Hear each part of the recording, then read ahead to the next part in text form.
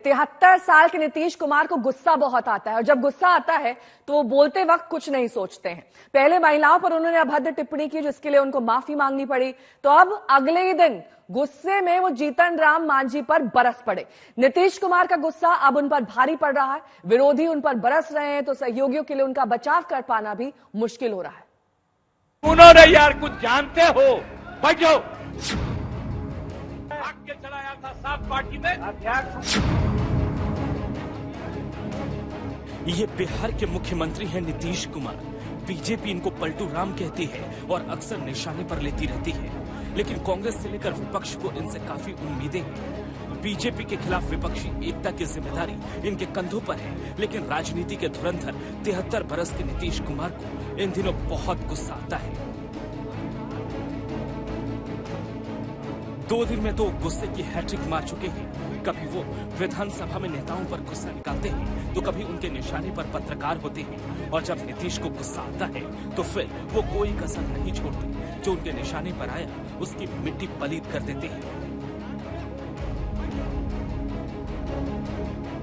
कल ही उनके निशाने पर कभी उनके सहयोगी रहे पूर्व सीएम जीतन राम मांझी आ गए। नीतीश कुमार के लिए तू तड़ाक पर वो उतर आए। उन्होंने यार कुछ जानते हो, बैठो। हम इसको बना दिए। इसके बाद जितना मेरी पार्टी का लोग था सब हमको 2 ही महीना में कहने लगा कि गड़बड़ है, इसको हटाइए, और अंत में हमको बाध्य किया तो फिर हम बन गए थे।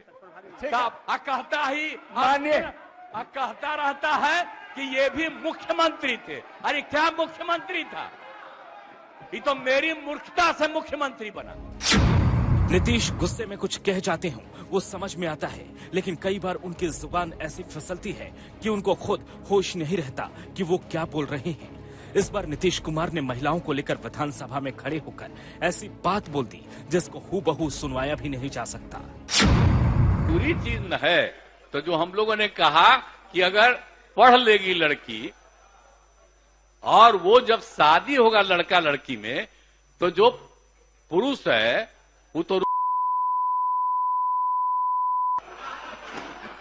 उसी में और पैदा हो जाता है, और लड़की पढ़ लेती है तो हमको मालूम था कि वो करेगा, ठीक है, लेकिन अंतिम में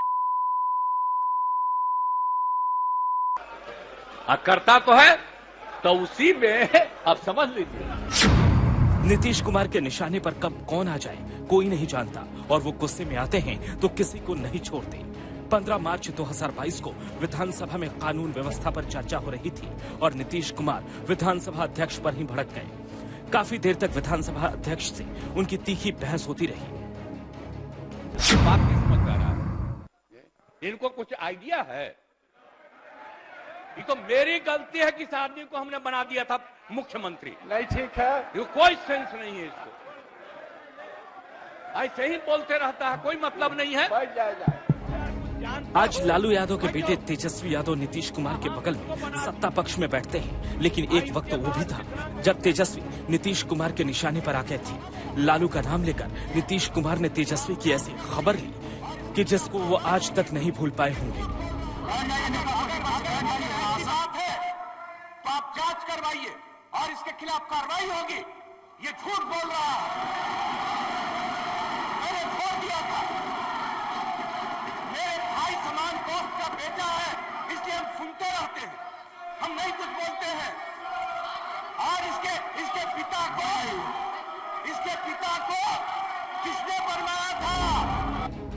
तो नीतीश कुमार का गुस्सा जग जाहिर है। अक्सर वो पत्रकारों पर भी भड़क उठते हैं जब कोई तीखा सवाल उनको रास नहीं आता। पलटी मारकर सत्ता में बने रहने के उस्ताद नीतीश कुमार अपने गुस्से के लिए नई पहचान कायम कर रहे हैं, लेकिन उनके सहयोगियों के लिए कई बार उनका बचाव करना मुश्किल हो जाता है। ब्यूरो रिपोर्ट, आज तक। बिहार विधानसभा में आज आरक्षण का दायरा बढ़ाकर 75% करने के बिल समेत 5 विधेयक पेश किए गए हैं। सर्वसम्मति से विधानसभा ने रिजर्वेशन बिल को पास कर दिया।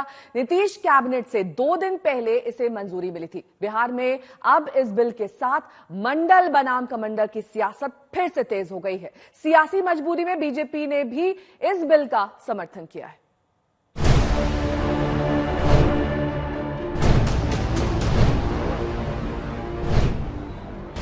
बिहार में 2024 के रण से पहले नीतीश कुमार ने खेल दिया है नया दांव ओबीसी के आरक्षण में बढ़ोतरी का। बिहार विधानसभा ने आरक्षण संशोधन विधेयक को पास कर दिया। अब इसको विधान परिषद में पास किया जाएगा। सुप्रीम कोर्ट की 60% की आरक्षण की तय लिमिट को पार करके बिहार आरक्षण को 65% पर ले जाना चाहता है। बिहार में इस विधेयक के कानून बनने के बाद बिहार में अब 65% जाति आरक्षण लागू होगा। अति पिछड़ा वर्ग को आरक्षण 18% से बढ़ाकर 25% किया गया। पिछड़ा वर्ग को आरक्षण 12% से बढ़ाकर 18% किया। अनुसूचित जाति को 16% की जगह 20% की आरक्षण। अनुसूचित जनजाति को 1% की जगह अब 2% आरक्षण। नीतीश तो कह रहे हैं कि जरूरत महसूस हुई तो आरक्षण को और भी बढ़ाया जाएगा।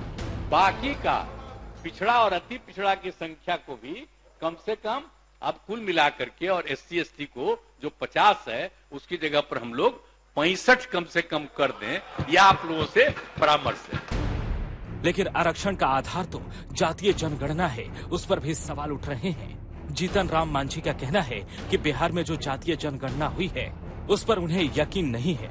जीतन के ऐतराज पर ही नीतीश कुमार भड़क गए थे। कभी समीक्षा करने का कष्ट की है सरकार कि हाँ कितना हमने अभी तक दिया है, कितना आरक्षण है या नहीं है, ये सरकार सोची है?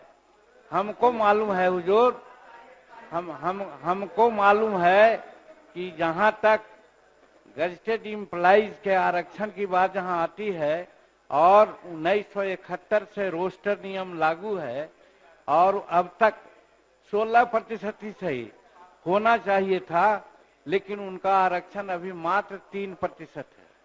तो 16% कैसे पूरा किया जाएगा, सरकार को ये सोचना चाहिए। मोदी के खिलाफ इंडिया गठबंधन बनाने में अहम भूमिका निभाने वाले नीतीश 24 के रण को ओबीसी आरक्षण के इर्द गिर्द लाना चाहते हैं। कांग्रेस को भी लगता है कि यह मुद्दा धारदार साबित हो सकता है, इसलिए कांग्रेस भी ओबीसी राग अलाप रही है। अगर इस देश में 50% ओबीसी है तो सरकार को चलाने में 50% भागीदारी होनी चाहिए। जाहिर है बिहार ने आरक्षण बढ़ाने का फैसला करके बीजेपी के लिए चुनौती पेश की है। मंडल बनाम कमंडल में अब देखना होगा कि कौन भारी पड़ता है। आज तक ब्यूरो।